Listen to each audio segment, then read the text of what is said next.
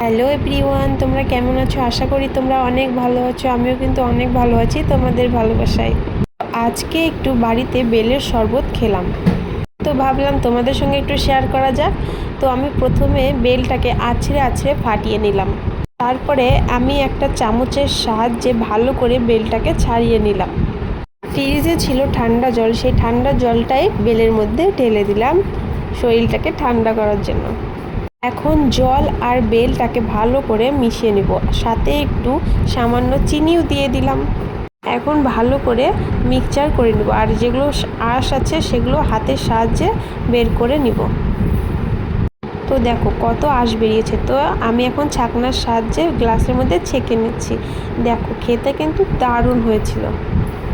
তোমরা যদি খেতে চাও তাহলে চলে এসো আমাদের বাড়িতে। তো আমি এখন প্রত্যেকটা গ্লাসে ঢেলে নিলাম।